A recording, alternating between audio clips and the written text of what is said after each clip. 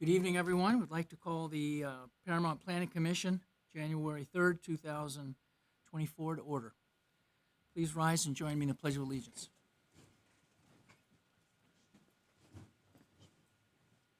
Ready? Begin. I pledge allegiance to the flag of the United States of America and to the republic for which it stands, one nation, under God, indivisible, with liberty and justice for all.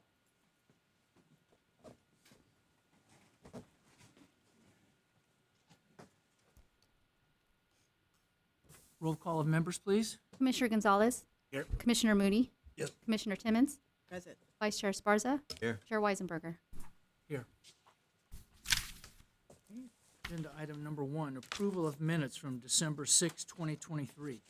Need a motion to approve? I'll make a motion to approve the minutes of December 6th. Second. Okay, it's been moved and seconded. Roll call, please. Commissioner Gonzalez. Abstain? Commissioner Moody. Commissioner Timmons. Yes. Vice Chair Esparza. Yes. Chair Weisenberger. Yes. Okay, our new business here, we have some public hearings. Agenda item number 2, conditional permit. Mr. use- Chair, Yes. we do have a speaker's card.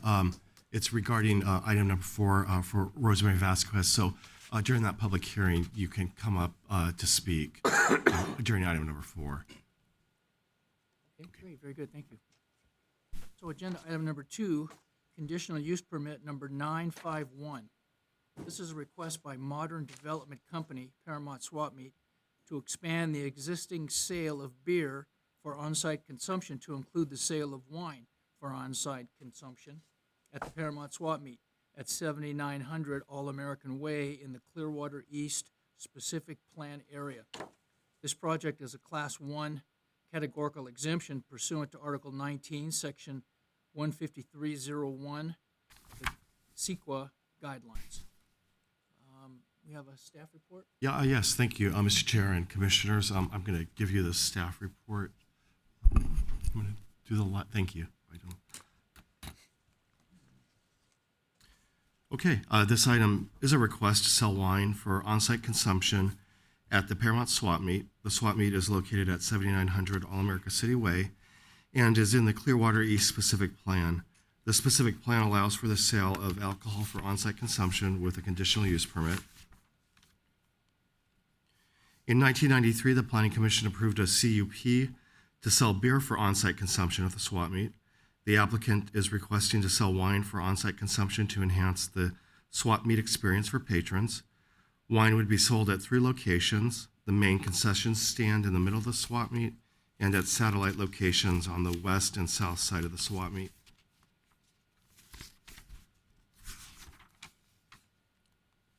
And here's a look at the Swap Meet outlined in red. And a look at the main entrance at Paramount Boulevard and All-America City Way. And a site plan, the large concession stand you can see in the middle of the Swap Meet.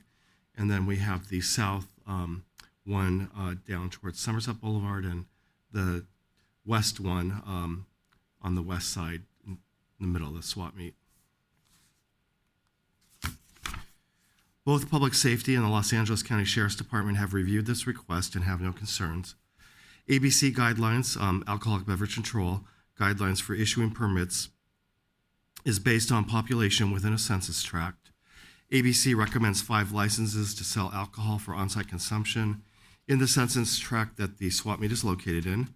There are currently 5 licenses in the census tract, including the one held by the Swap Meet to sell beer. So there will be no increase in the number of licenses. And we're recommending that you approve Resolution 24001, and I'm happy to answer any questions. Any questions tonight from our panel? Chair, I have a question. So, on this, when it says on-site consumption, does that mean is there a designated area within the 3 sites? Yeah, so it would be within the confines of the Swap Meet itself. So folks can walk around with their glass of wine, or That's right. It's been a long time since I worked there. No.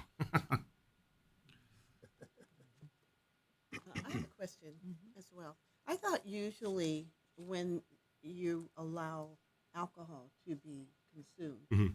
because children are in the area, I thought that they usually designate a certain location and you have to drink it in that location.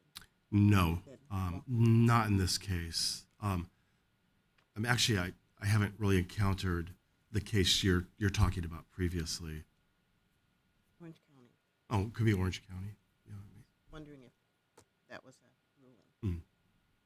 Seems like that would be a little safer than being able to walk around, because that way you have no way to limit how many drinks a person has. You know, I mean, I think that would be a concern if they don't have any type of regulation on how many drinks you can have. They've been selling beer for on-site consumption since 1993. There have been no complaints given to ABC or to the city in all that time. So I think they have a fairly good control over what they're doing. I was happy to see that both the sheriffs and the local safety department Mhm. agree with it. Yeah, they would know if there was, Yeah, would right. cause a problem. Yeah, since '93. My God. Yeah. I'm just wondering, some of these ball games, I know we don't have any games like that, but at these you know, professional stadiums, people can buy these alcoholic drinks and take them back to their seats. Oh, yeah. There's all kinds of people around, kids of all Yeah. ages. I never really thought about that, but. Right. That's true. Okay, well, this is a public hearing, so we'll open the public hearing portion of this agenda item. Is there any testimony, John? Nothing in favor or opposed. Okay, nothing in favor. So we need a motion then to close the public hearing portion for this item. Gonzalez moves to close the public hearing. I'll second it. Okay, it's been moved and seconded. Roll call, please. Commissioner Gonzalez, Yes. Commissioner Moody, Yes. Commissioner Timmons, Yes. Vice Chair Esparza, Yes. Chair Weisenberger. Yes. Okay, then we need to entertain a motion here to read by title only and waive further reading and adopt this Planning Commission Resolution number 24001. This request by Modern Development Company for the sale of wine at the swap meet. Gonzalez moves to approve. Okay, been moved and seconded. Roll call, please. Commissioner Gonzalez, Yes. Commissioner Moody, Yes. Commissioner Timmons, Yes. Vice Chair Esparza, Yes. Chair Weisenberger. Yes.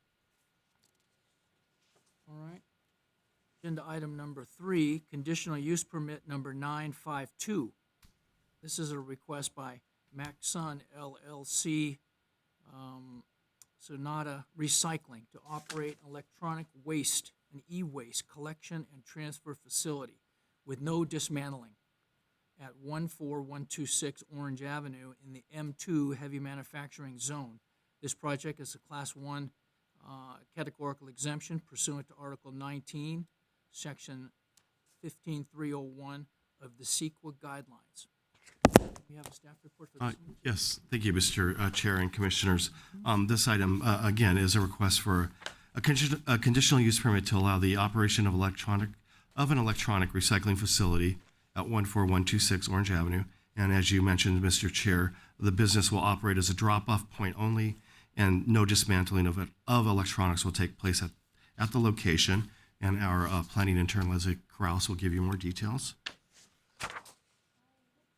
Hi, good evening, Honorable Chair and members of the Commission. Today I'll be presenting CUP 952 in regards to Sonata Recycling.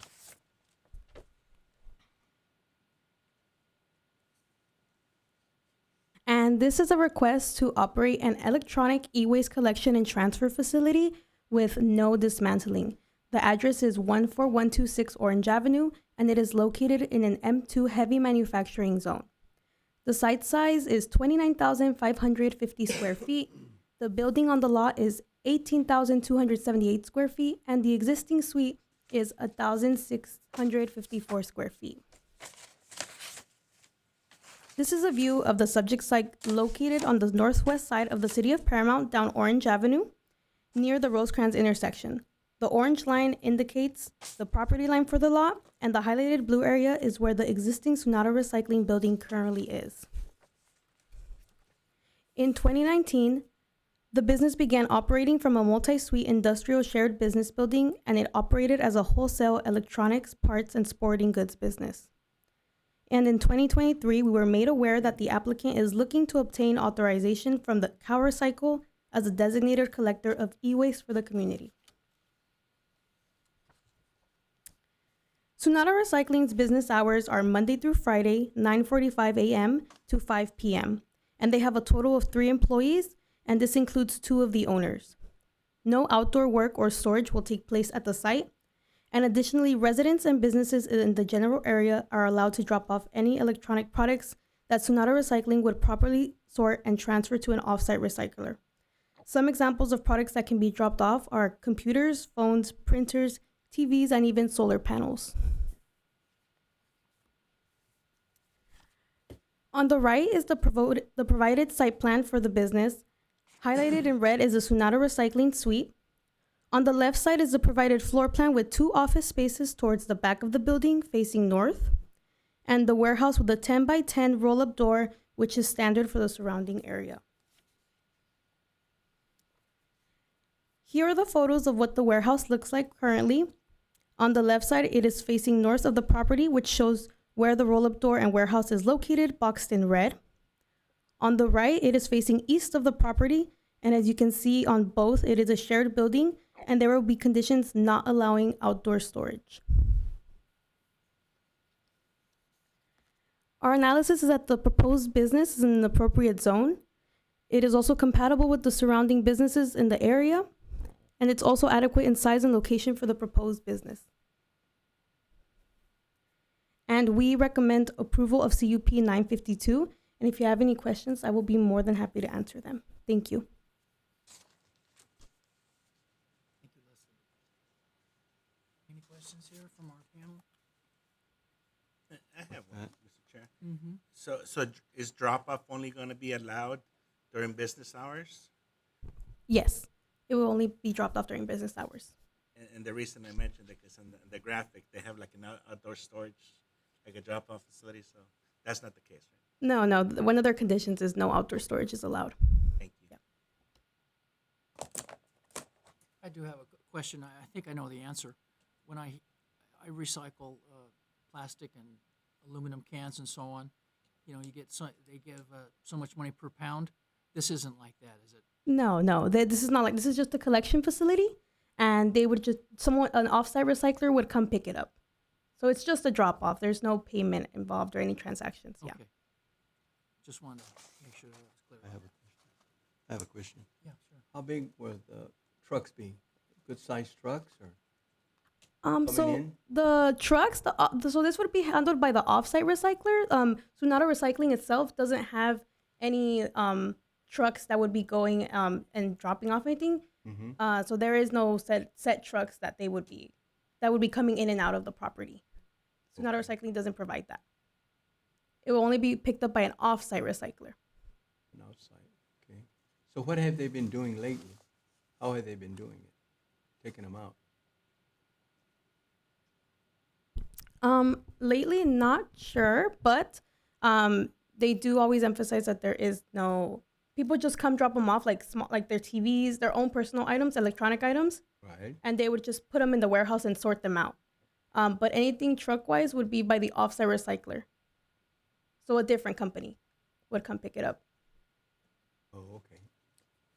So I would imagine the idea then is for this organization, then they sell it to these other companies that come and pick them up and recycle it. Is that the way it works?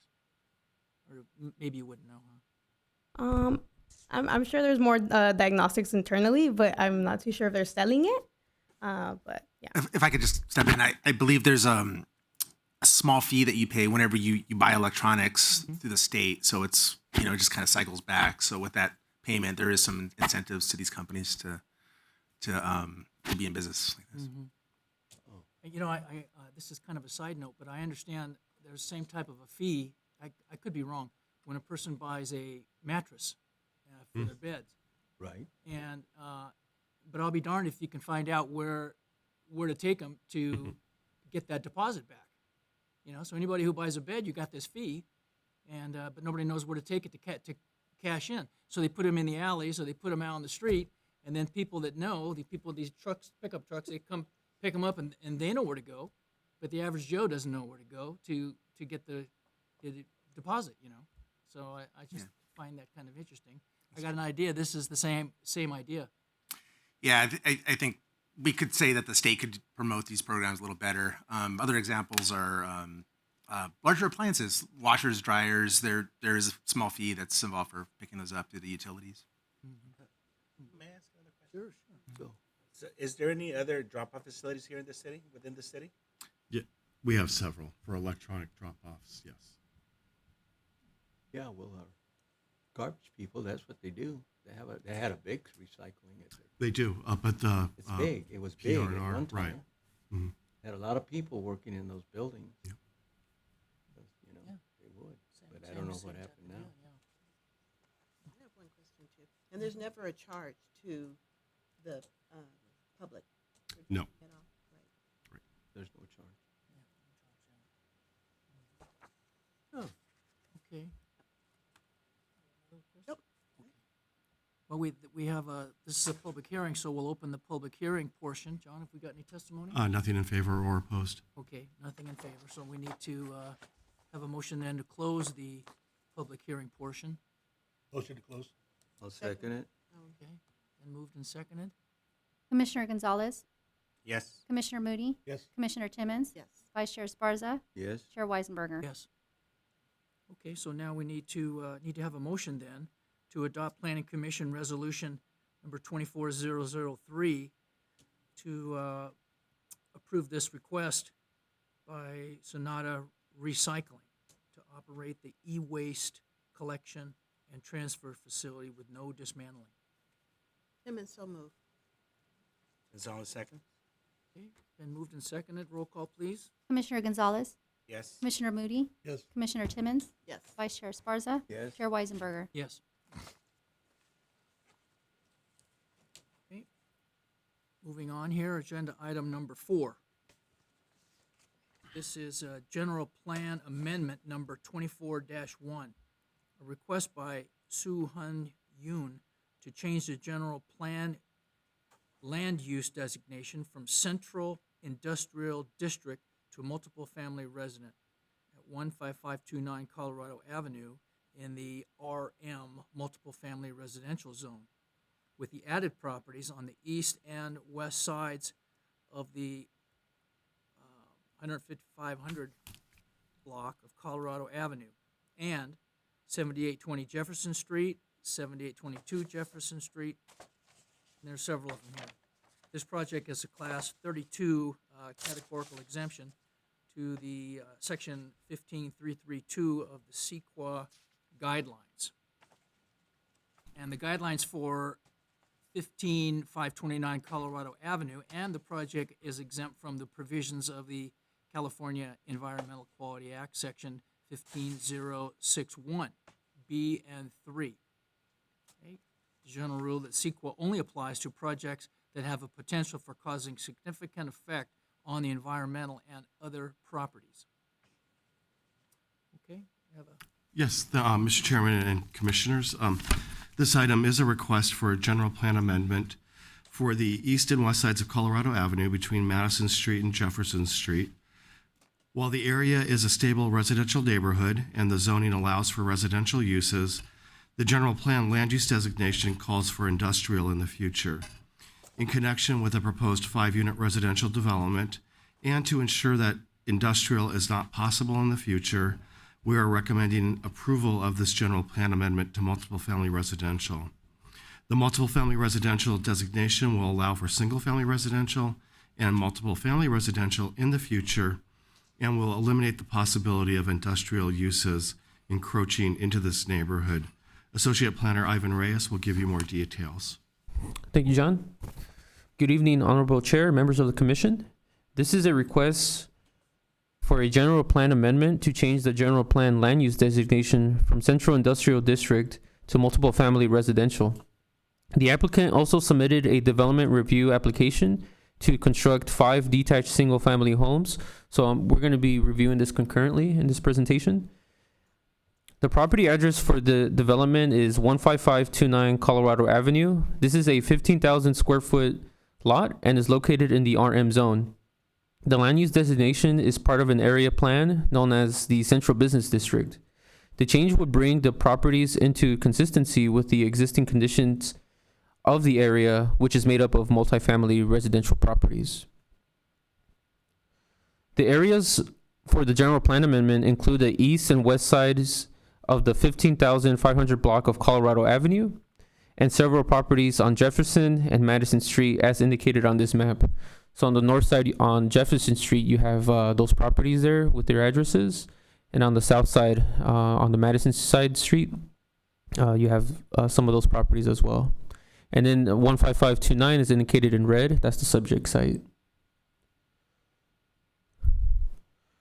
Upon review of the proposal and developed land parcels in the surrounding neighborhood, staff determined justification to extend the land use and general plan amendment to the entire block. The land use designation to multiple family will allow for this block to be in conformity with the existing RM zoning designation. Prior to this meeting, staff not only sent out a public hearing notice for this project within the 500 feet of the subject site, but we also went door to door to speak with the property owners regarding this proposal. Here's the existing general plan land use designation for the subject site, as well as the vicinity. The Central Industrial District is illustrated in beige. The Central Business District along Paramount Boulevard is indicated in red. There's mostly commercial businesses on that side. Given the existing RM zone properties to the east and west of the subject site along Colorado Avenue, the project will not only be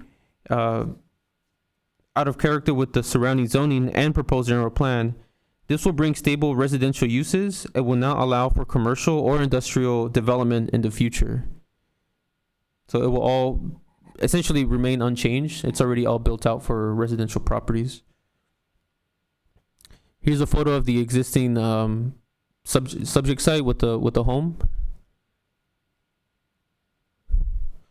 The site is currently developed with a 1,464 square foot, one-story single-family residence and a detached two-car garage. If the project is approved, the applicant will demolish the existing structures. The applicant will then construct 5 detached single-family homes.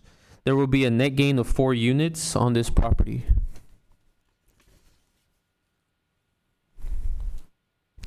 The development will be accessed from a single private driveway on Colorado Avenue.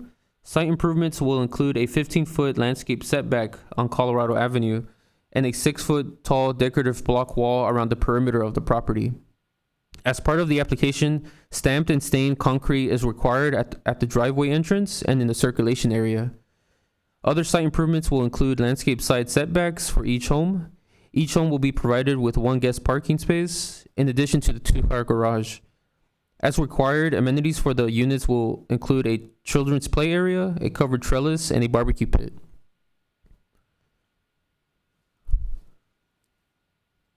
The floor area for the proposed 2-story unit, so this is Unit A, would be each total 1,890 square feet. So there's going to be 4 units with this same floor plan. The proposed units will each include 4 bedrooms and 3 bathrooms, a living room, kitchen, and computer area. Furthermore, the applicant is proposing to construct 440 square foot attached 2-car garages for each unit. Here are the elevations of the proposed Unit A. These will have consistent stucco and cement fiber siding as well as stone accents. The floor area of the proposed 2-story Unit B would total 1,965 square feet. So a slightly different layout, slightly different orientation of where this will be located on the property. But it would also include 4 bedrooms and 3 bathrooms and 1 470 square foot garage, 2-car garage. And similar to Units A, it will have consistent color, siding, garage doors. Here's a 3D rendering of the development once it is complete. To keep the character of the neighborhood, the applicant is proposing a 42-inch fence along the street side, along Colorado Avenue. So in the front there, it will be consistent with what you would typically see in this neighborhood for the fencing height. The applicant is proposing a number of architectural elements for the project to meet city design standards. The proposed units will receive a consistent stucco color code, stone accents, and fiber cement siding, and decorative trims will be applied around the windows, as well as decorative tile roofing material for each unit. To recap the requests, the proposed general plan land use designation of multiple family residential will be consistent with the RM zone. This would allow for multifamily residential uses, which is the primary use in this vicinity. The project will not be out of character with the surrounding zoning, and it will further limit any commercial or industrial development in this block. So with that, it is recommended that the Planning Commission adopt resolution number PC 24002, recommending that the City Council adopt a resolution changing the general plan land use designation from Central Industrial District to multiple family residential for properties at 15529 Colorado Avenue in the RM multiple family residential zone, with the added properties on the east and west sides of the 1500 block of Colorado Avenue. Furthermore, it is recommended that the Development Review Board approve DRA number 24002. So this concludes my presentation, but I'm happy to answer any questions. I got a question. The B house, the cars will go into the alley, right? Yeah, so there is access to the alley as well for guest parking and for the unit B for the garage. So there's access on that end as well.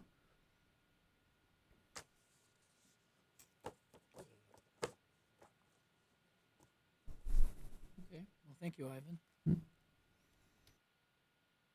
Ivan, these plans that are included here in our binders, these are exactly the way things are going to be built? Yes, that is correct.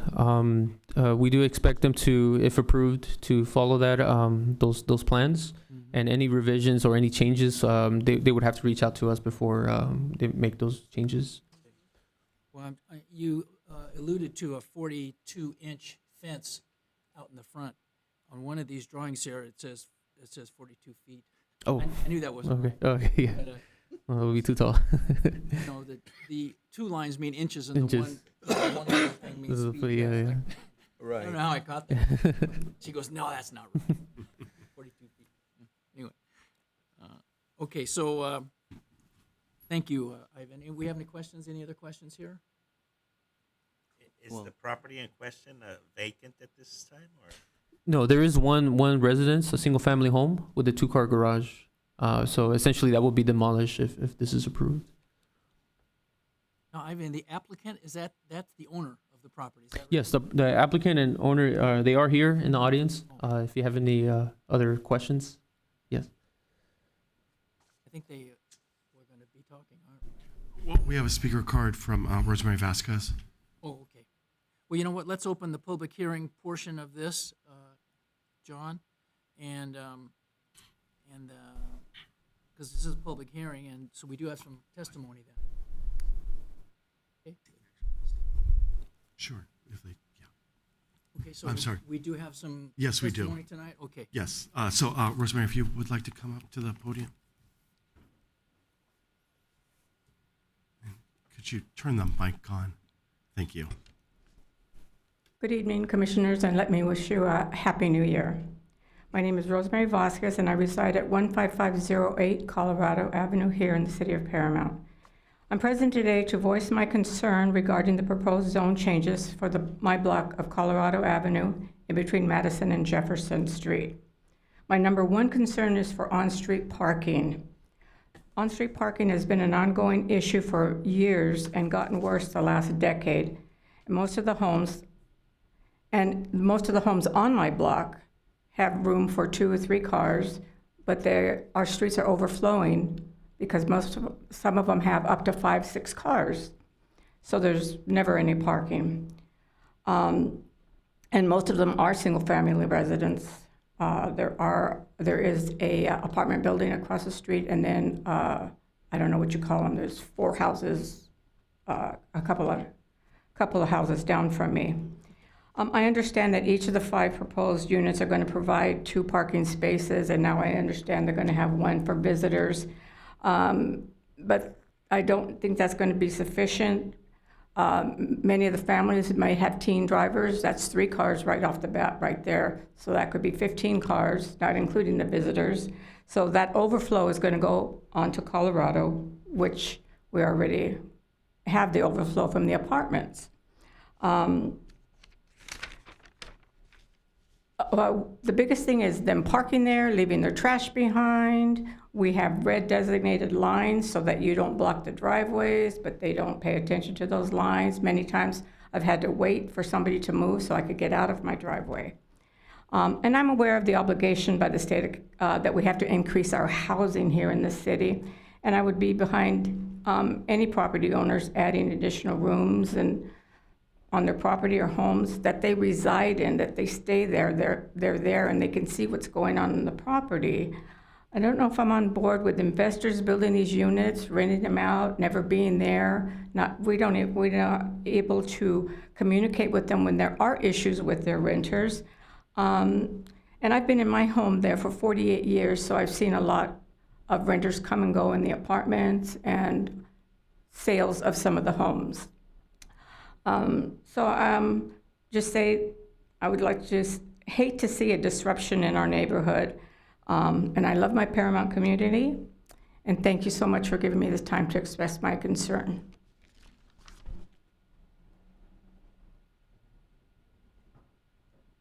John, I got a question for you. Sure. Does our group here have like a leg to stand on if something like this is denied because of parking? I mean, the state comes in and says, we can add all these ADUs and you don't have to have additional parking. And I mean, the state is just saying, just deal with it, right? This is a little different. This is being constructed according to our zoning ordinance. There's no state law that trumps anything right now that we can do. So this project does meet our development standards. And again, the state doesn't have any jurisdiction over this type of project right now. So the ADUs and stuff is different. That's different, right? Oh, that's different. But yeah, but what I'm saying is they're building 5, right? They're 4 bedrooms, 3 baths, 2-car garage. Okay, if they would apply to that, it'd be okay. But not 3 families. We see it all the time. I see it in my neighborhood now. Bad. It's getting worse. We have a lot of parking issues in this city. A lot. And that's what I'm concerned about also. You know, I am. Excuse me. Can I say something? You can come up. It's up to you, Mr. Chair. Because I live next, Sure. I live next door. Mm-hmm. And she's kind of right, but at the same time, there's a company behind where we live called, the name is Finico. And everybody goes and park in Colorado. So, I mean, that's the problem in the parking. There's a lot of factories behind, and they don't have enough space in their street, and they go and park in our street, Colorado. And I think it's no problem because I'll be affected because I want to be another house. I live next to them. I like to come to like a residential, no industrial. So that's my concern. I think they got a good idea and it's gonna help me out because I'm the next guy next to them. And I got a big lot, so I can be another house. But the problem is the other companies behind Colorado, they come and park right there. You know, we should give a little stamp only for residents, like 2nd Street, 3rd Street, they had those things. There used to be the same problem with the Swami before. You know, the people used to go park in 1st Street, 2nd Street. They don't want to pay no parking. So that's my concern. Thank you. Sir, excuse me, could you state your name for the record, please? Bernie Godinez. Thank you. John, are there parts of town where they have things like that? This is for the residents only, posted like that? Yes, there are numerous neighborhoods in the city where there's permit parking only. That's handled through our public safety department. So the residents then would have to get a permit to park in front of their own house? Right. So there's a process you have to go through. There's a certain number of property owners that have to sign a, I don't know if you call it a petition, but request for permit parking, resident permit parking only. Again, that's handled through public safety. Can I Right, mention yeah. something? I think that that's the only way that there's going to be any space for the people who park there is by getting permits. Because when you have units of that size, naturally you're going to have a larger family. With a larger family, that two-car parking is not going to be enough. No. So getting permits, which is, I know that's even hard to do that, to get this parking permitted for the street. It's hard to do. But that's the only way that it's going to eliminate having so many cars. And then even with that, you have an extra number of cars that you can have per household. So even still, it's going to be a parking problem. Well, there's going to be like 6 cars for each unit. You're And gonna as have 30 time cars. goes, they're going to continue to build units like this. As this gentleman just said, he could do it next door. So that's another, number of units that's going to impact the number of parking spaces Right. on the street. I went through there at 2 o'clock. It was packed. There was no parking. Like Rosemary said, she can't get out of her house sometimes. It is a big problem that we have. If I may, Mr. Chair, I think throughout our city and in many municipalities, parking is an issue and it's growing an issue. You mentioned the ADUs. That's only going to make the problem worse. But on a bright side, this facility will ensure that the whole neighborhood stays as residential, and the industrial side doesn't come into that street, because at this point it is allowed to be a part of an industrial building, correct? That's correct. Both sides of Colorado are part of the central industrial district, so there are industrial uses that could come through there. By approving the general plan amendment, you're not approving the project. Right. You're only approving the change to multiple family residential for zoning and general plan. You're going to examine the project under the development review application. That's where you would say yes or no. Right. I would go along with, maybe 2 or, 5. My God, come on. I mean, Is it in rentals? Or are they going to sell it? Rental. they're rentals, you see. That's the problem. Yeah, probably have 2 or 3 families in a house. Now, the city doesn't have any control over that, do they? How many families? No. We do not. Do not.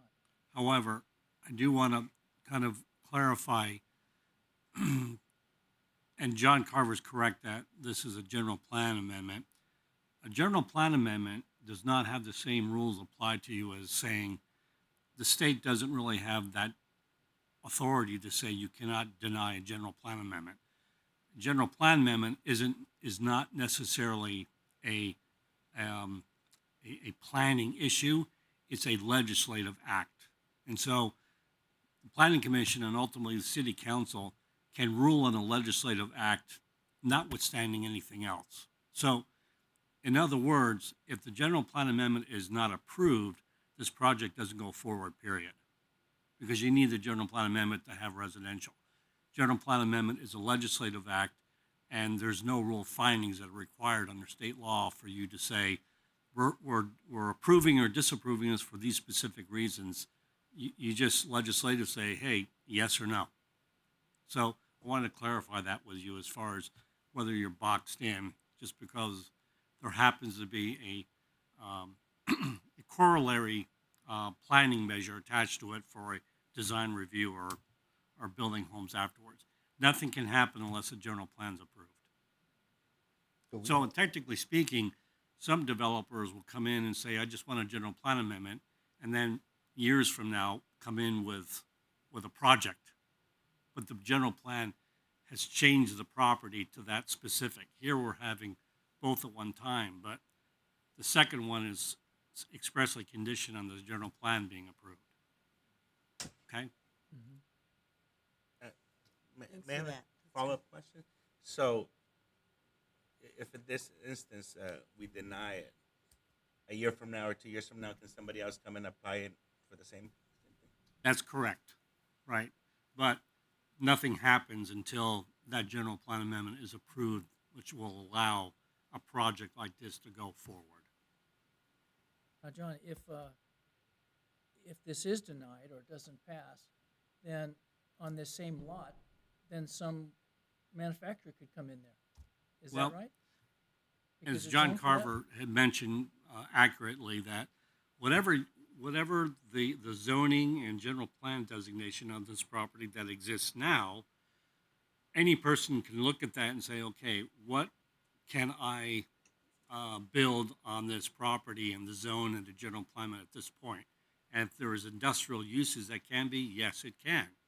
Now, keep in mind too that, you know, there's other factors that planning looks at with these, but generally speaking, if there's permitted uses in certain industrial zones, you're going to be limited in whether or not you can say yes or no. Here, you may have issues with the actual project of the number of units and things like that, but that doesn't happen at all until you approve a general plan amendment that gives you that authority. So from a policy perspective, you've got to ask yourself questions. Do we want this property to remain in its present state of industrial, correct, John? Zoning RM, Zoning. but general plan industrial. So with that, or do you want to change the nature of this property entirely to allow just residential? Okay. And then, you know, once you approve that, you'll have some discretion on the project itself afterwards, but you're going to be a little bit more limited because now the project under the DRE, that's not a legislative act. That's basically a planning issue. And so you're going to be limited to the rules that are given to you under our code. Does that make sense? I think so. Or is that clear as mud? Absolutely. I think I got it. I think we have. I have a question for Ivan, though. Ivan, you said that this request would, for this zone change, would be consistent with what's already on that Colorado Street on both sides of the street, right? Yeah, that's correct. They're multifamily, residential. Yeah, and some single family, but it's mostly just single, residents. Mm-hmm. Somebody bought that property. You would thought they were going to not demo it, or maybe demo it and just build a house. Mm-hmm. Some people think that, you know. Mm-hmm. But then, like you say, investors come in, and this is what they want to do. Yeah. You know, so that's the whole point. But if we don't protect it on the other hand, if we don't protect it as a multifamily place, maybe some businesses come in there and it turns into some type of a business, and they could do that if it's not zoned Right, zoned if it's for not- family residential. Right, and that's what the city's doing in some areas, demoing some homes, of course, and putting industrial buildings. We have. Mm-hmm. I've seen it in my area, you know. So, Okay, I'm sorry. I think you asked, was it clear as mud? Mm-hmm. So I thought, can you be a little more specific on whether or not, if this is not approved, that residential zoning would still be in effect? Residential zoning would still be in effect. However, under state law, there has to be a consistency with your general plan and your zoning. Okay? If the general plan and the zoning are inconsistent, there's going to be issues because the state says they got to be consistent, like that. Here, the applicant is asking that the general plan and the zoning be consistent, so that the general plan says you can put housing, and the zoning says you can put housing, so they're consistent. Whereas right now, there's some inconsistency between the two. Now, and so one person can theoretically say, okay, I want to do a general plan amendment to make it consistent with the zoning, which be industrial business or something, and they would then you would be faced with the same issue of this is a legislative act. Both the zoning and general plan are legislative acts. You're basically having control over a wide area rather than a specific project, even though under CEQA it's considered a project, covers a much bigger area. Thank you. So you said our goal, though, or the one goal to be obtained is to have consistency with the zoning and the general plan. That's correct. And so Right now, we don't have that. you don't necessarily have that. And so this is an attempt to make both the zoning and the general plan consistent by having residential. Have residential.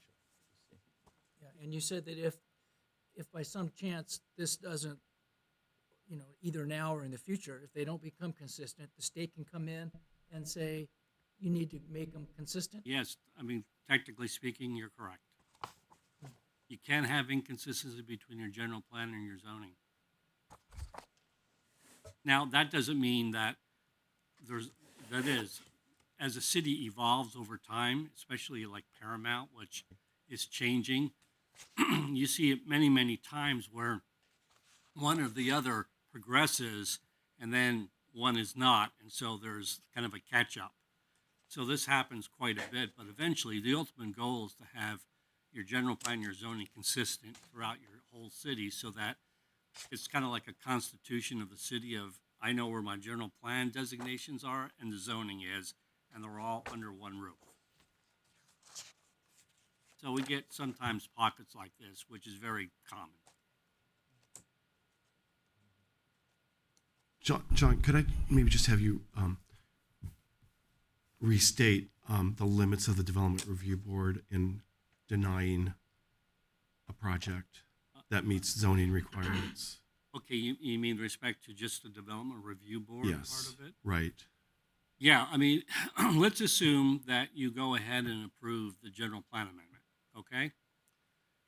The general plan amendment recommended approval will technically allow now residential to be built on that property, okay?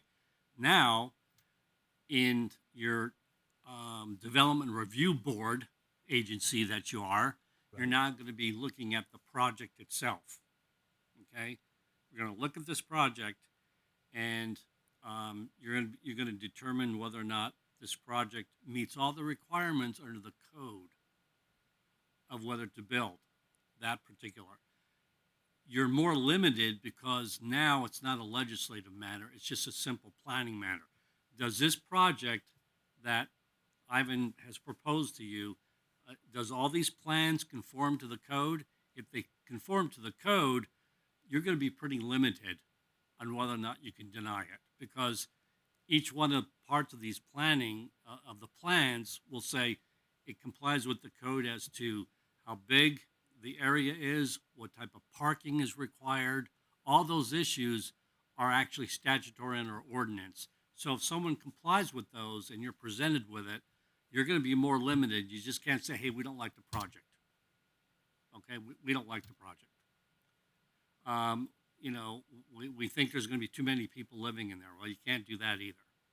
Okay, so there's more limited. The critical part here is the general plan amendment. So you mentioned that if this portion right here is not approved, then this specific project can't go forward, the one that we're looking at in the next meeting. Correct. So that means that the property would have to stay the way it is, It would stay the way it is. Yes. or could somebody come in and tear it down and then have some type of a business there, based on the zoning?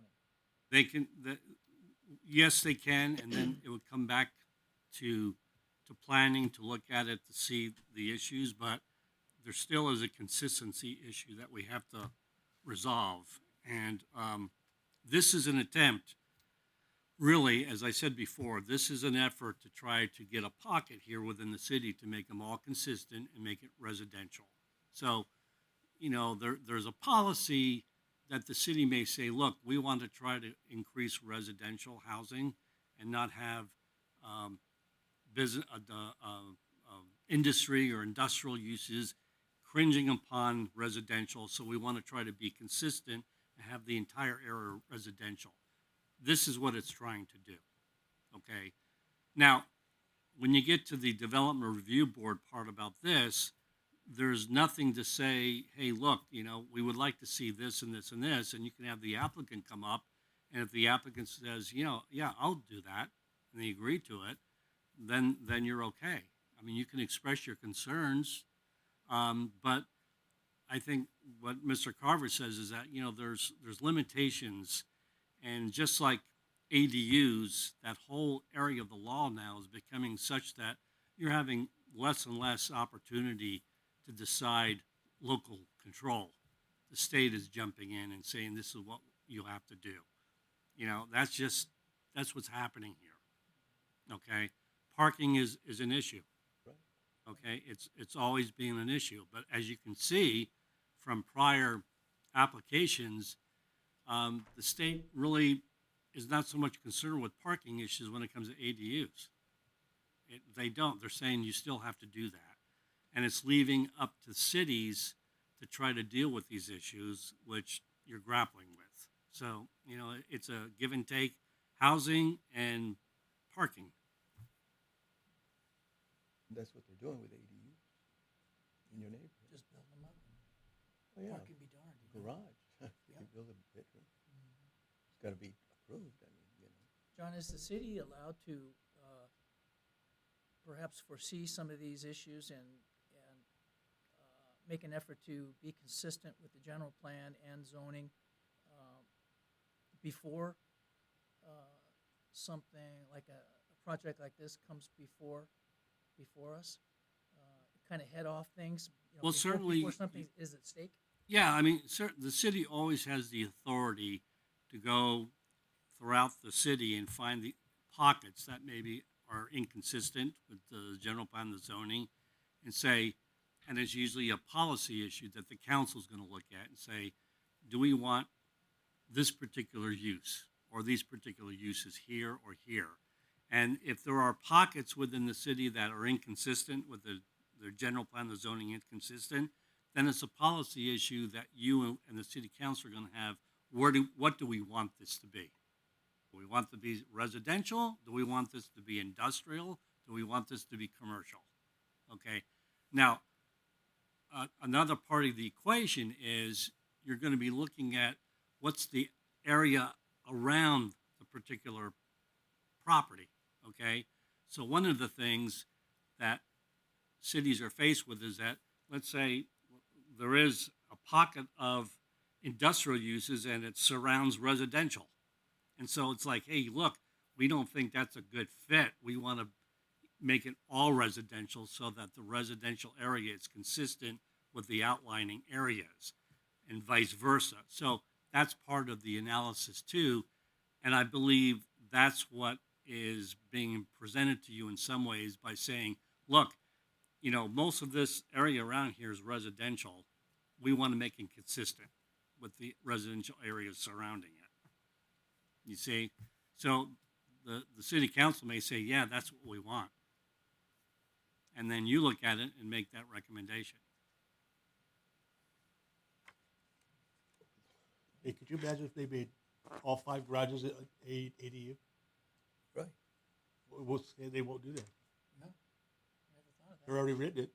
Yeah, they make did. 5 ADUs. Ooh, there you go. There goes the parking. I know that ADU is coming into my I don't know if neighborhood. they have the property that, No, Ivy, you want to bring up the second? I don't know if they necessarily have the area for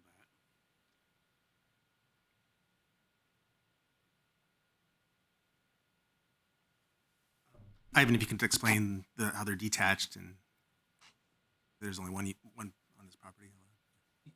What do you As far refer- as ADUs, Ivan, Oh, what could you do here? Yeah, so it could be up in the RM zone for ADUs. You can have 2 detached ADUs. Right. Detached. Detached.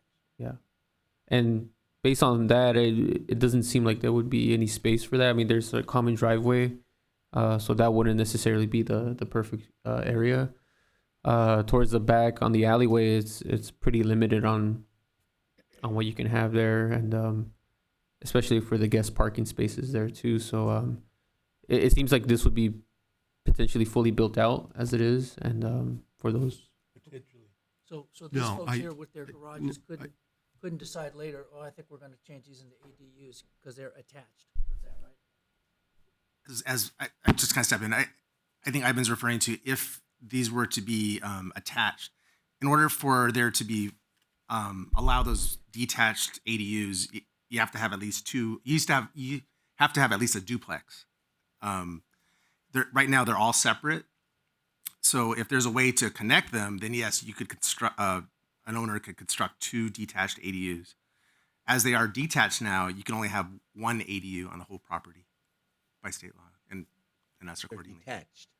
As they're detached, Right. they're single family homes. You can only have one ADU. Right. But you can see, looking at the site plan, that there's limited area to do a detached ADU. You can only have one, and it would have to be detached. Detached. Right. One could, I'm sorry, as it is right now, it could be a number of forms. It could be, you could convert one garage, this whole property. You could construct a brand new ADU from the ground up, perhaps in that common open space area between, in the back. That could be attached, that could be detached. But yeah, that's probably unlikely. Most likely it would be one garage to be converted. Okay, does that answer your question, Dave? So potentially, one of these 5 garages could be converted into an ADU down the road. Is that what you're saying, John? Yes, under today's law. I think, if I may, Mr. Chair, and what we're being asked to review here today is either do we protect it as residential, Yeah. or punt it, and it could become an industrial set at some point. If we don't decide, we kind of just punt it down the road to see what happens. If we do approve, I believe, then we take our chances with the other challenge, whether or not to give a recommendation for the proposed plan, which is a different issue. Yeah, so these things we're talking about now maybe should be in the next meeting, huh? Really, Okay, have we got any more questions or comments here from our panel? I got one more. What's behind the B unit across from the alley? And would it be loud? Are you referring to adjacent from the alley? Yeah, like right behind the Right behind the B unit? Across the alley? Yeah. Yeah. What kind of I believe business is it's. I believe it's resident. Let me see. It's an industrial. there? Yeah, I was saying, what kind of noise the boys guys gonna have? It's industrial. It's pockets of industrial and also there's some legal non-conforming homes. Oh, yeah. There's some homes in the back. Right there and then across. Yeah. I mean, you can sort of see it on this image here. This is a satellite view, actually. Let me see. Yeah, so right behind that unit, there's a seems to be like a business, and then there's homes on that side too. Right. The business all right in there and then across Yes. the street on Vermont. So in essence, we can have the same thing happening on Colorado that we see on Vermont, the way it is right now. Yeah, the way it is now. Or you got a house in one lot, and you got a business on both sides of the existing houses. That area is protected, and it doesn't become consistent with the.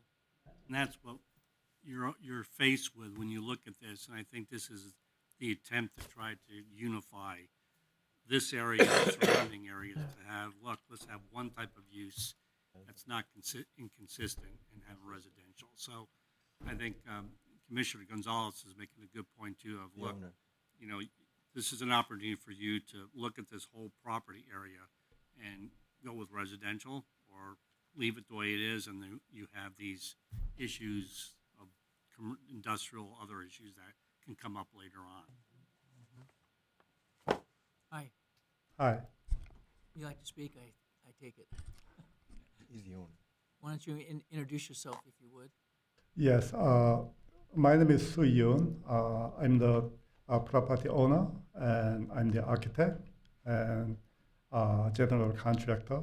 So my experience is all architecture and contractor. So when I developed this project, I really considered the surrounding to fit with the surrounding, and then to fit in that paramount neighbors. So it took a long time, and I proposed 5 single family. The single family houses, and the one neighbors mentioned about the parking. Yes, I agree about the parking.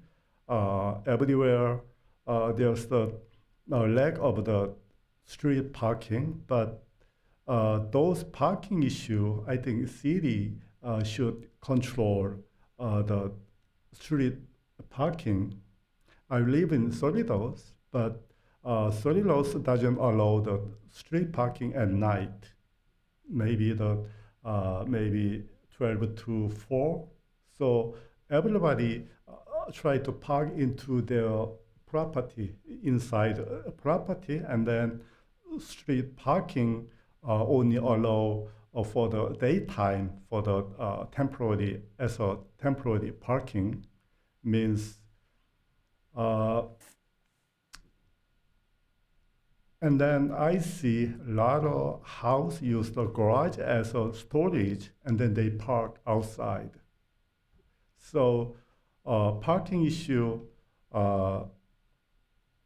if the city control that way, night parking not allowed, that case, even though the neighbors industrial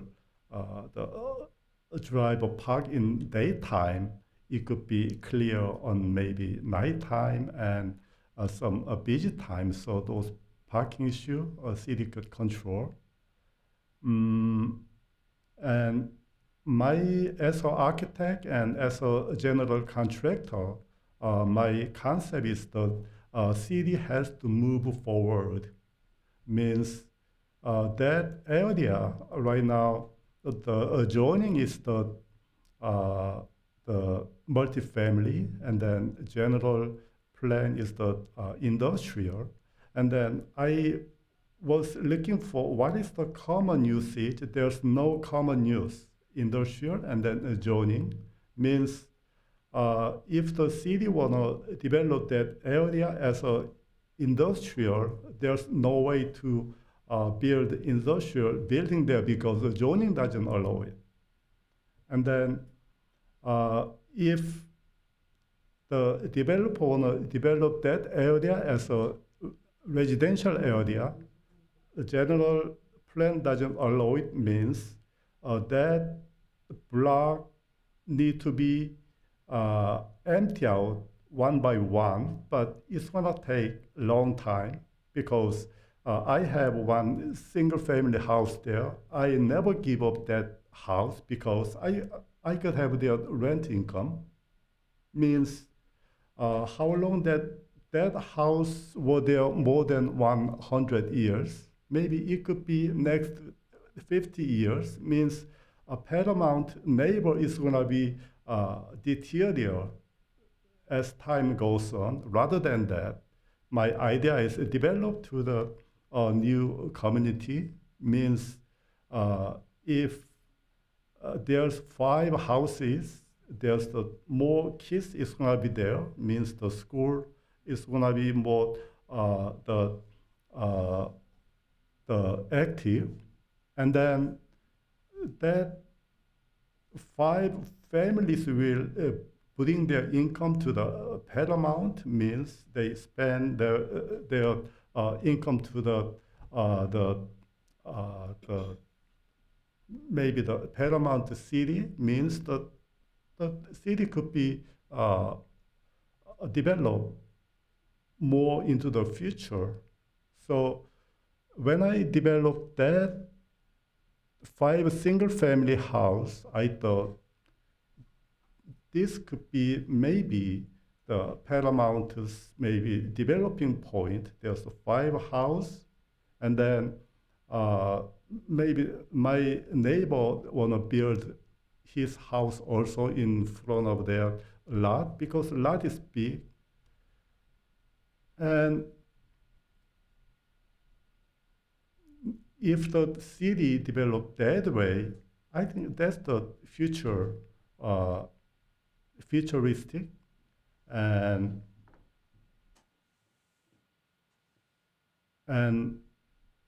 I hope Paramount is developing more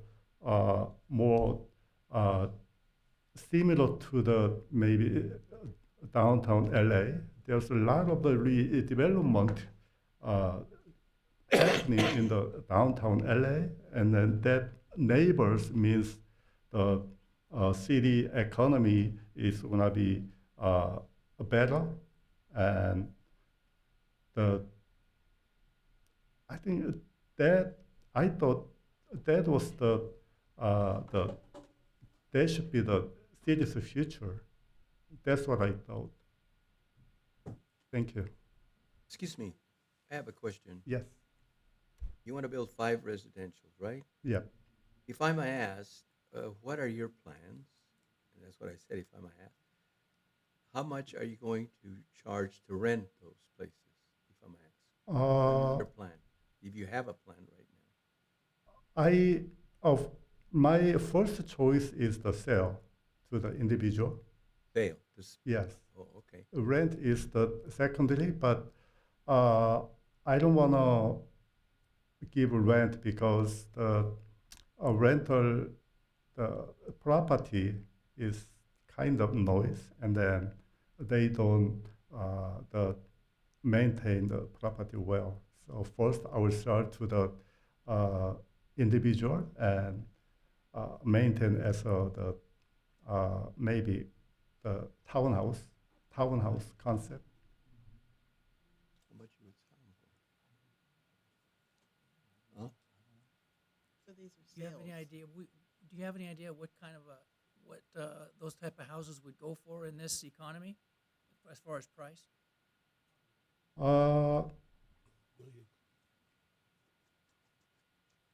I aimed for the medium level of the property. So that house, I expect about 850,000. I wouldn't mark too high because I wanna just sell comfortably. And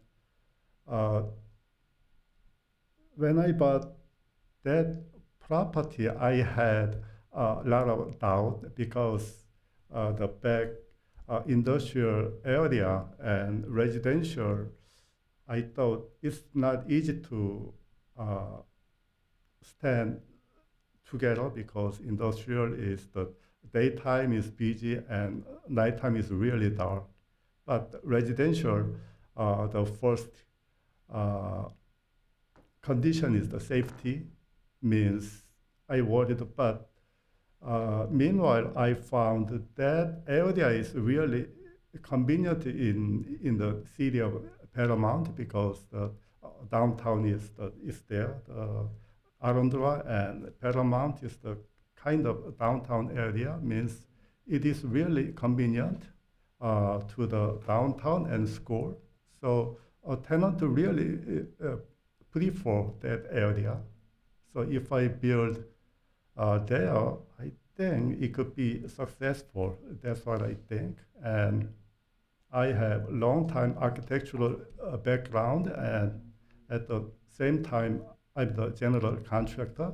So I'm gonna build that house by myself. It's my first transition from architecture to the design build. So it's gonna be a nice house after built. That's what I think. And then that momentum could be the starting point to develop that area. That's what I think right now. Mhm. Okay. Thank you. Thank Any you. other questions for this speaker here? Thank you, sir.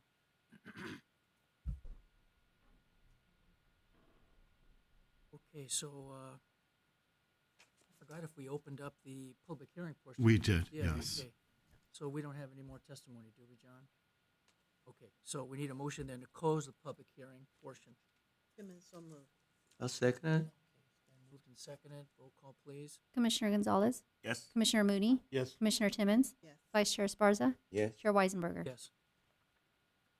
All right, then we need to consider a motion to adopt resolution, Planning Commission Resolution 24002, recommending that the city council adopt the resolution to change the general plan land use designation from Central Industrial District to RM, multifamily residential, for these properties here on Colorado and a few on Jefferson and Madison.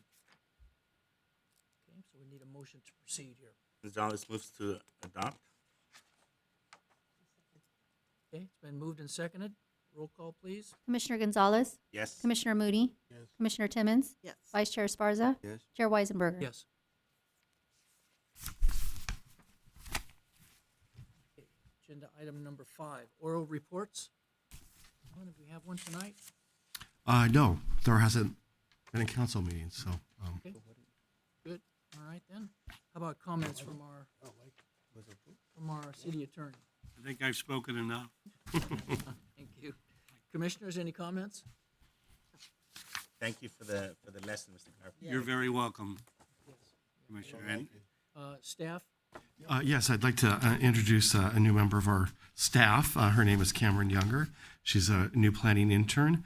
Cameron graduated this last December from California State University, Northridge, with a degree in urban planning. Cameron lives in West Adams. She previously worked at a nonprofit internship in Washington, D.C., and most recently worked in Sherman Oaks. Cameron enjoys reading, hiking, watching movies, and traveling.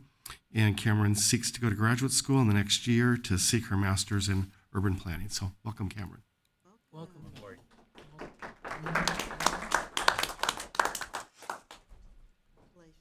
Okay, then, there's no further comments here. We will adjourn the Planning Commission meeting and reconvene on February 7 at 6 p.m.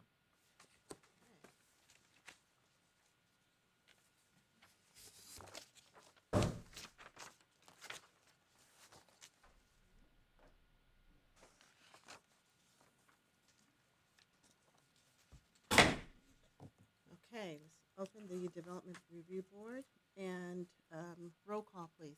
Board Member Esparza, Here. Board Member Gonzalez, Here. Board Member Weisenberger, Here. Vice Chair Mooney, Here. Chair Timmons. Yes, here. I need approval of the minutes for our last meeting for December 6th, 2023. I will move to approve. I'll second it. Roll call, please. Board Member Esparza, Yes. Board Member Gonzalez, Abstain? Board Member Weisenberger, Yes. Vice Chair Mooney, Yes. Chair Timmons. Yes. Okay. So now we are opening a public hearing for a Development Review Board, application number 24002. You have staff report? Yes, so Ivan went over the details of this development, so unless you'd like more information, it'd be appropriate to do the public hearing and vote. Let's open the public hearing. And the public hearing will be to approve the request. Am I on the right one? Let me see if I get the right one. Yeah, that's right. Okay, open the public hearing. Want to hear a testimony? We have no speaker cards in favor or opposed. All right. Do we have, we don't have any comments from staff or No. any further? We can deny this now. So can we close this? Close the public hearing, yes. Okay, can I have a motion? to, Gonzalez moves to close. Thank you. I'll second. Thank you. Can I have roll call, please? Board Member Esparza, Yeah. Board Member Gonzalez, Yes. Board Member Weisenberger, Yes. Vice Chair Mooney, Yes. Chair Timmons. Yes. Okay. So now I need a motion to approve a request by Sohwent Huit Hyen Yoon to construct 5 detached single-family homes at 15529 Colorado Avenue in the RM Multiple Family Residential Zone.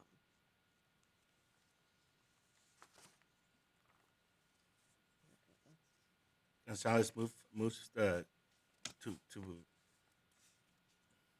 approve, to close the hearing and approve, Close the hearing. to close the hearing. You did already. It's, yes. Just your motion. Gonzalez motions to move forward. Thank you. Any second, please? I'll second it. Roll call, please. Board Member Sparza, Okay, this is for an approval or what? No, closing the, Just No, closing, it's the motion just a motion. on the item. Okay, To approve the item. to approve the item. right, okay, Board Member Sparza, yes, Board Member Gonzalez, Yes. Board Member Weisenberger, Yes. Vice Chair Moody, Yes. Chair Timmons. yes.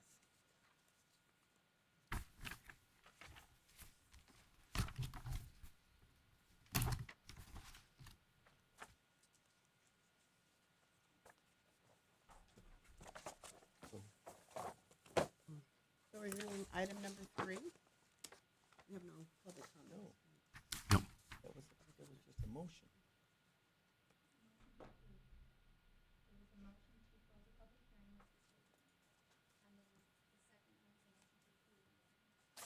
I think there were questions before. Were there questions, Board? That was a question on the approval, Yeah.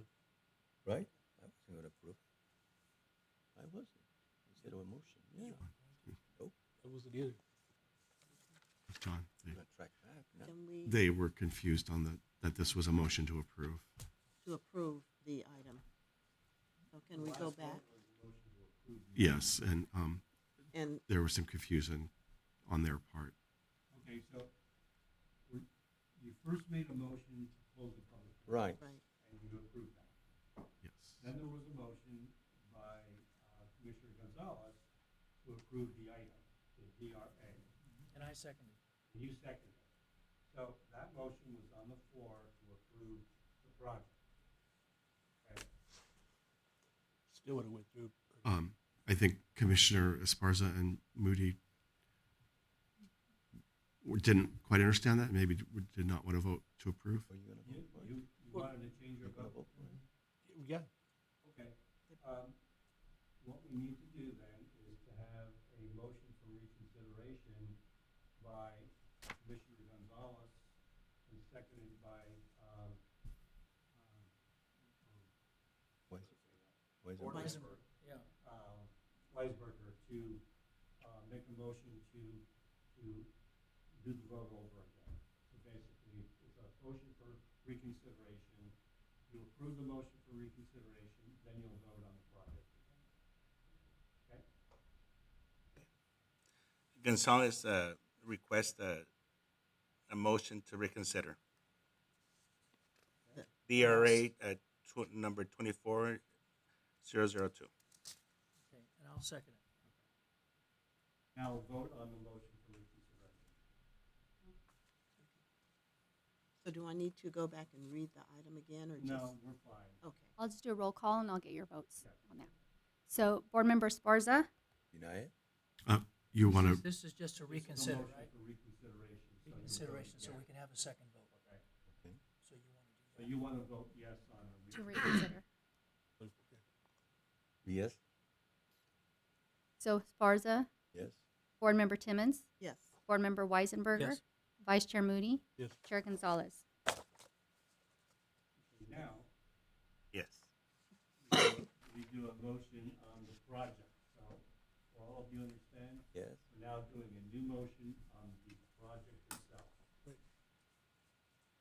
Gonzalez moves on DRA number 24002.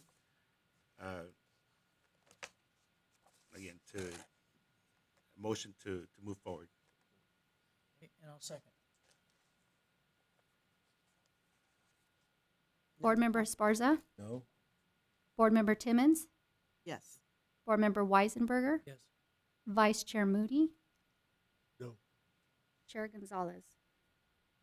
Yes. Motion is passed by a 3-2 vote.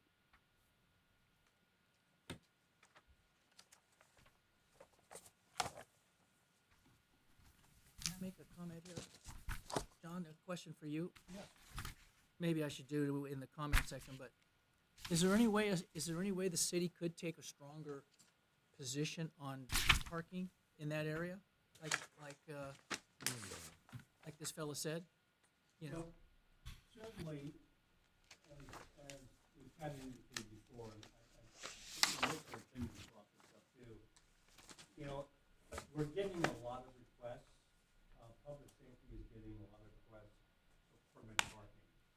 And keep in mind, I can tell you this, in all LA counties, we're seeing this issue come up more and more and more. And so, permit parking may be the response that the city has control over, because we don't necessarily have control over the number of units that are coming in and the ADUs, but we do have some control over, okay, we can have permit parking so that the city can at least restrict the number of cars that are parking on the street.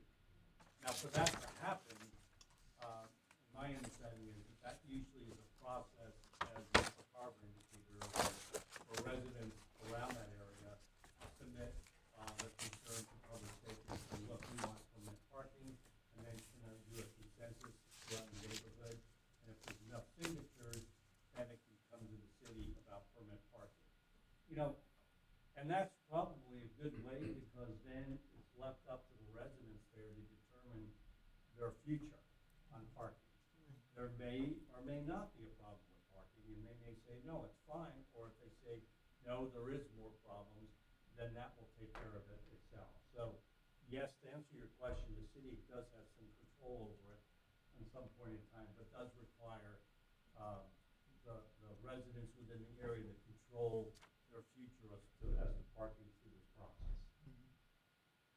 Now, a follow-up there, this one fella that spoke, he said that there's people from Vermont that have businesses there, and I didn't really hear him say that he thought they were their employees that were coming over and parking on Colorado, and they were there all day. I mean, do these businesses, do they have to have parking spaces for their employees? Yes. Yes, they do. A lot of those businesses are very old, though, and were constructed when there weren't parking requirements under the County of Los Angeles. So that could be what he's referring to. Right, that's it, the one in the corner, behind there. I lived on First Street for a while. They had the permits, but every house got two. You know, you got your driveway, and then you got two for out on the street. So I don't know. That's a lot of cars right there. But I think it's a control measure, you know, whether it works or not. At least the residents needs to be able to pay for the permit, or acquire the permit, and would think second, I think, about having a third or fourth car just parked in the area, and that has happened. That does happen. So maybe it's just it'll help to just keep vehicles that are being used. Definitely something that maybe perhaps public safety and the local residents in the different areas can look at as an alternative solution. I know the businesses ain't gonna want to have parking permits. They're not gonna wanna do it? Yeah, where the guy's gonna park? Yeah. Yeah. Well, that is a problem. If you just had you got a certain area. Maybe you make blue parking permits. You know, and if you don't have a blue parking permit, get out. You know? No, it's like Carlton Forge. Carlton Forge has their own parking for all their employees because it's big. And that's what's happening in that area in Colorado. They're hiring more people. And that's what's happening. Like I said, I went through there today just to see how it's packed. And it's probably what he said from the employees. So John, just because these some of these companies that have been there for a long time, they didn't have parking requirements at the time. But just like Mr. Kavanaugh says, I mean, times are changing, and we need there's no way to, I don't want to say twist arms, but you go to somebody's business and say, hey, listen, before we didn't need it, but now you got 15 guys working here, and you don't get any parking spots on your premises. Something's got to change. Right. We do that with new development.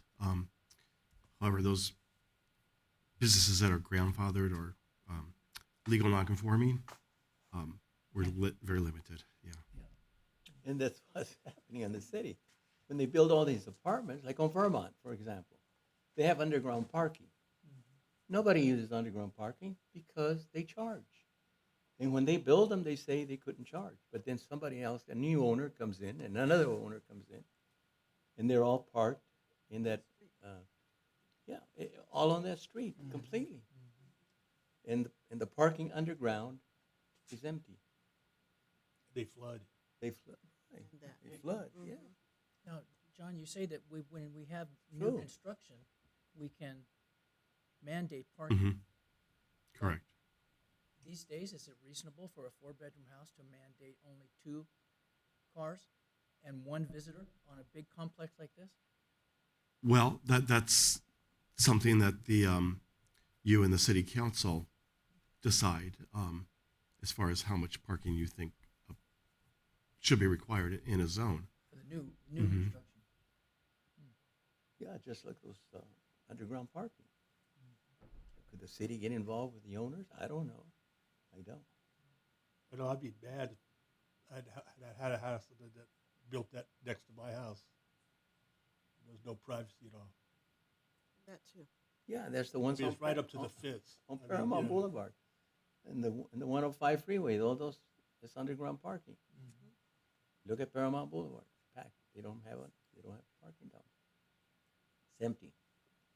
So those are the ones that decide to charge after they told They us to charge free? 150, 200. I don't know what they say. It's Okay. true. Are there any other comments related to this now? Okay. Item number 3. Development Review Board, do we have any other comments? Nothing from staff? All right. Any comments, further comments from the board?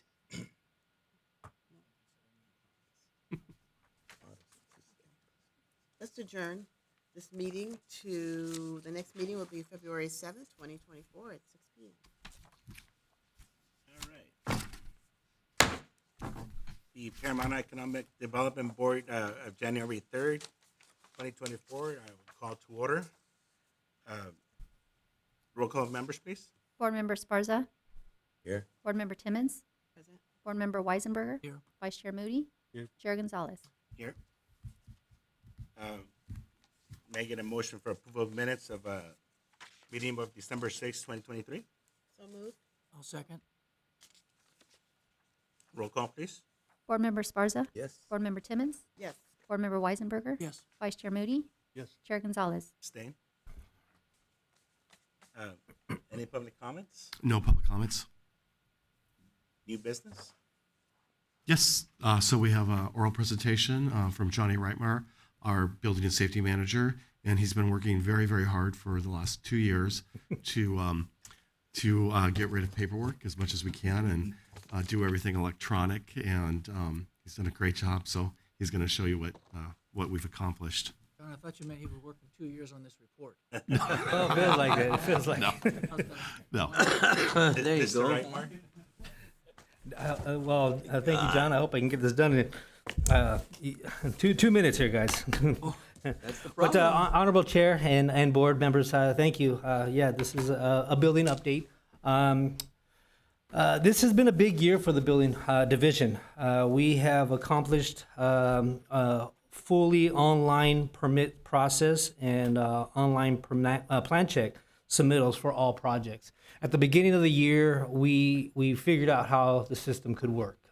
We had a lot of different things to work out. We have multiple systems that have to work together and follow through on different systems to do different things. But we figured it all out, and basically we spent the year mastering it, and now we can fully say that for any project, whether it's a new Starbucks, Burger King, to a water heater, can all be online submittals, online applications, and it's a really exciting thing because the building division has operated this way with chisels and stones for quite some time. A lot of paper collected over the years. So to have it all in the digital format now, it's pretty amazing. So it was a big step for the building and safety division. We also have a fully usable immutable cloud storage for record retention. As I mentioned earlier, there's a lot of paperwork that the building department collects over the years as far as the applications, the permits, structural observations, and the plans. So at any given time, the public can request a public records request, basically, and we have to respond to them within 10 days. So basically having everything in one source and one location is extremely helpful. When I've got here, we had it in 4 different locations. And so we have definitely eliminated it and brought it down to 2 locations where it's on the file hold, which is the system that we just got up and going, and then also at the yard where we have a lot of the old plans from like the 80s and different things. And so eventually over time, as the budget allows, we'll start sending those plans out and scanning them, and they'll go up in the cloud with all the rest of the stuff. So it's a big deal for the division that collects a lot of paperwork. We also created a QR code this past year, towards the end of the year.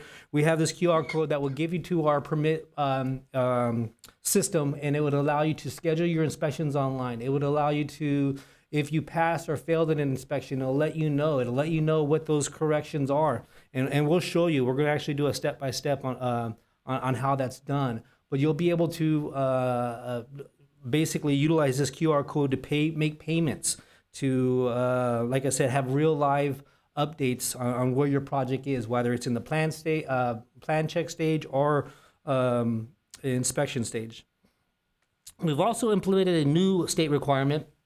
So we're living here in the beautiful state of California. There's a lot of things that we enjoy, and some of the things that we get to do in our field is actually participate in creating a better environment out there, and this one's really huge. A solar app, the state has really favored the solar industry, and so what they really have done is they created multiple apps that would allow solar permits to be approved instantly, as far as they just basically have to do a checkoff list. So instead of going through a plan check, which typically take 10 days, if they meet this checklist, they basically will have a permit issued, ready for issuance immediately after submitting that application. They have to have a certain requirements that they have to meet to qualify for that. But it's something that the state required us to do, and we implement it.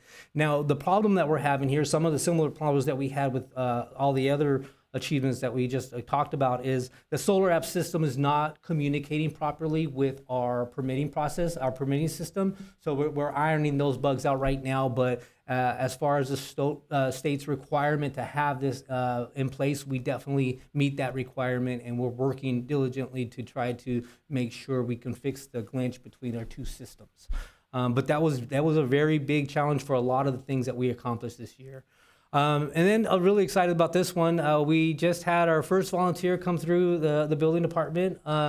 Really excited about that, a younger individual desiring to want to be a designer, an architectural designer. And so we gave him opportunity to come in and see what we do on this side of the counter. So I'm really excited about that and the possibilities that can come through that. But we're going to actually show you what our system is like, and I'm going to do a play-by-play and try to keep up with my arrow here. All right, so as you see, I'm just on Google. You could do this from your desktop. You can do this from your phone. The phone's a little bit different with the way that it's laid out, but it's the same thing. So as you see, we can just type in the city of Paramount. It'll take you to the first page where obviously we're the first ones there. We'll click on that. Like most city websites, most people know that if you hover over government, it will give you a drop down for all the divisions or departments. Here, we're just going to scroll down to building and safety, which is under planning department. We'll click on that.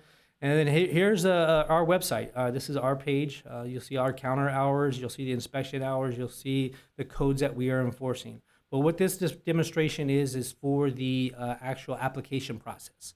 So we'll click on the online services.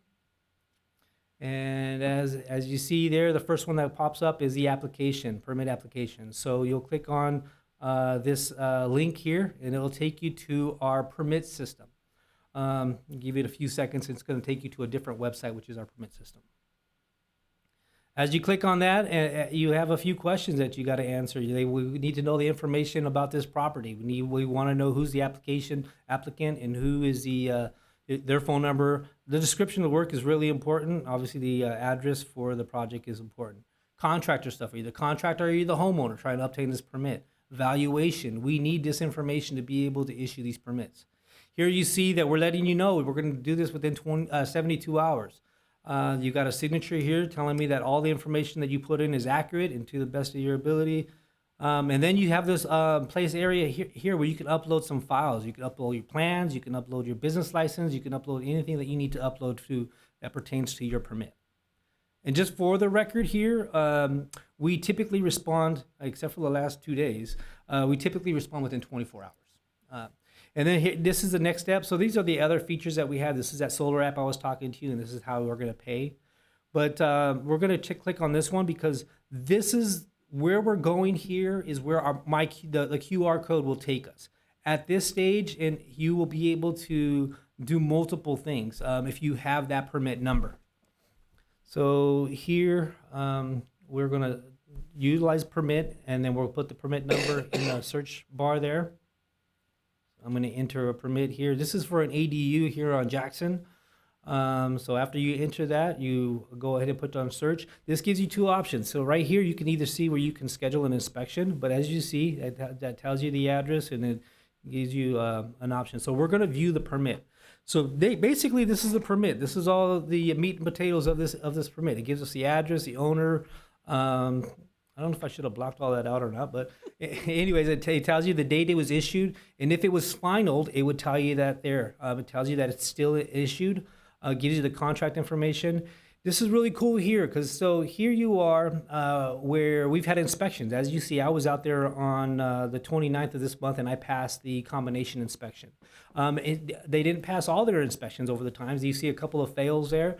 But the cool thing about this is if you're the contractor or the homeowner, and you're back at Home Depot and you didn't put your list together, you can actually utilize your device, your phone, and go on ahead and check what your corrections were, and that could remind you of what it is that you need to pick up while you're at Home Depot. So it's a really cool feature. It's really, again, you can do this from your phone.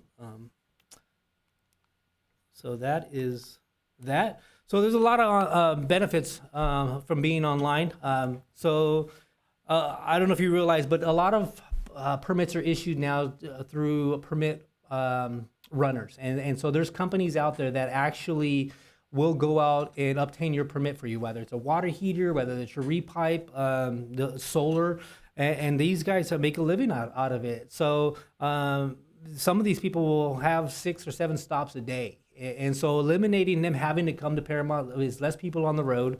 It saves obviously money for the contractor. It's real-time updates.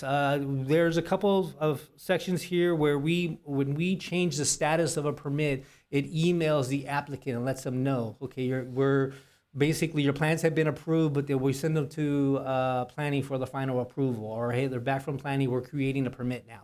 So those updates actually can go to the applicant. Check the status anywhere at any time. You can like I said, as you just saw, we just checked the status on that permit that I showed. No printing costs. Some of these jobs have pretty big sets of plans that go with them, and they can cost up to the $300 of sets. These ones for the ghost storage, they're thick. They're pretty thick. Those are like $350 to have them print out. So there's a lot of money that is being saved for the contractor, for the homeowner, saving the trees there. And then everything can be done from your home, your office, and your phone. One of the things I didn't write here is the volunteer. The volunteer, I'm really excited about that because that makes somebody a better candidate for the workforce. It really is going to be, I could see this individual learning a lot from just a few times that she's been here, and I can really see how it's going to set her apart from being a better candidate than some of the individuals that may not have this type of work experience. So I'm hoping to see that this is an ongoing thing and that we can continue to do that type of stuff and help the workforce development. But that is it, and that is my presentation, and that's what's new with the Building and Safety Division. Good. John, You sound really excited. It's really coming through. Thank you. And that volunteers is something you advertised for, or they just walked in? And that one, I've been kind of working on a little something, but we did not advertise this one. I'm trying to write a proposal up for it. It's not crossed the finish line yet. I've got to get some approvals on things, but I'm really excited about that part because it really can impact the community. Even if it's not just in-house, even if it's something different, maybe some of these individuals may not become building inspectors, but if they were to ride with an inspector, they could definitely learn what the inspectors know and become better candidates for their employees, for their father who's a contractor or a handyman. It could really be beneficial to the community, and I would really love to be a part of that. A couple questions. Yes. On the, I think, excellent report. Excellent. But for the volunteers, I was really interested in that. What would it take for someone, when you're putting this proposal together, are you going to kind of like filter it through the schools, or because I think that would be great for kids who are coming out of school looking for, I'm talking about the high school, looking for something of this nature. So how do they apply, or how will they have to apply for it? Well, there's procedures I still have to follow. Obviously, there's a chain of command that we've got to go through with this. I think we would have the support to do stuff. I could totally see this being something that can be utilized at the adult education. Just different areas. I would love to really put something together and get it approved. They're just chain of commands that we would have to follow in that process. I hope so. I think it would be advantageous for young people. I also have another question for the solar application, because I know it takes so long when people are trying to get solar panels on their house. That's one of the holdups, is to get the permits. So does it go directly from the person installing the installing the panels, or how does that work? So this changes everything. It goes from having a set of plans that has a roof layout. It tells you where the solar panels are going to be, a single line diagram, which actually tells you where how the electrical is going to be ran, the size of the wire, and all these different things. It eliminates all of that. And so basically what it comes down to, it's a checkoff list. And so basically you read the applicant, who most likely would be a designer of solar, would read through it, check off what it has. For instance, some of the things that disqualify you from utilizing the system is if you are doing a panel upgrade. If you're doing a panel upgrade, you can't get that approved through this system. It would have to be an additional permit. So you may want to get a permit for a panel upgrade first, and then apply for through the solar app. But basically what it comes down to is just a checkoff list. And so once that checkoff list, and if there's anything that doesn't meet that requirement that's met, it will reject the application. And then they would have to come in and do it the traditional way. And our plan checks for solar typically takes about 10 days. We send a lot of most of our plan checks out to a third-party consulting company, and it's a 10-day turnaround on any plan checks. Thanks. Johnny, you mentioned doing it the traditional way. Is there an opportunity for that, or we really want people to go online? That's a tough one. When we had plans, it was hard to get these contractors to build per plan. It's a tough one. So it's going to be, it's interesting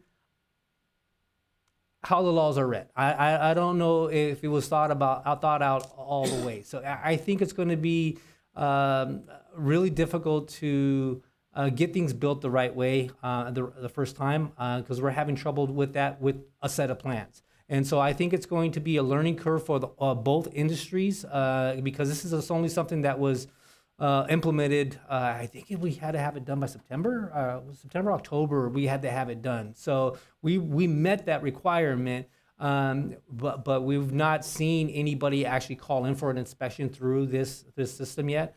So it's going to be interesting. But I think the solar industry is going to have a really hard time with it, to be honest with you, because it's a growing industry. There's a lot of new individuals, and because electrical is really, really important, and it's something that can cause a fire. So we definitely, I think we're pretty sharp when it comes to that type of stuff. So I think the industry has a lot to learn prior to this being really beneficial. And when that time comes, I think it's going to make it so much easier. I would say we get about 10 to 20 a month as far as solar goes. There's not too many people taking advantage of the solar app system because of the checkoff list and because of the certain requirements. But if it takes off and if everybody can get training that's going to be beneficial for this, it can be a really positive thing.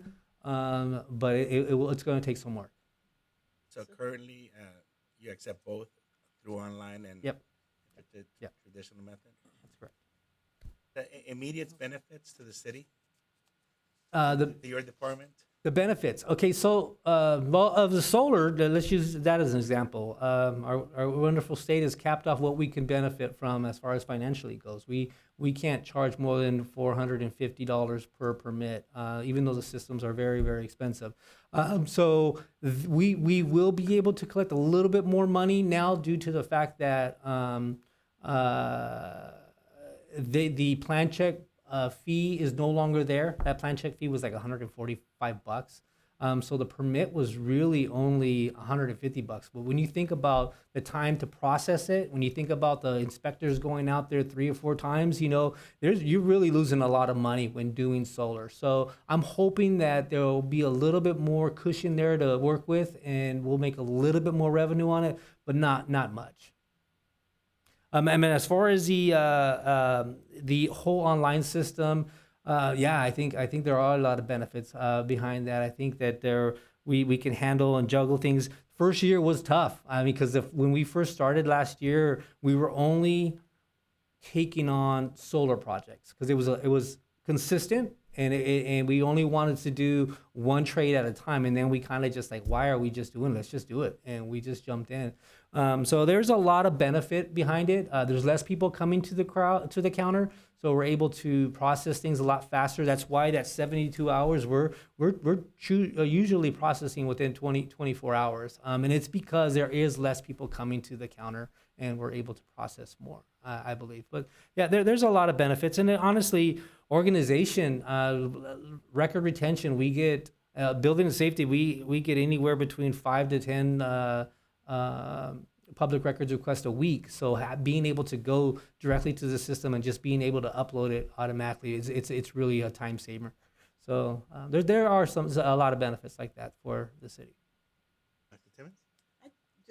Actually, I have 2 questions, if I may. Sure. One is, what about the individuals that are not computer savvy?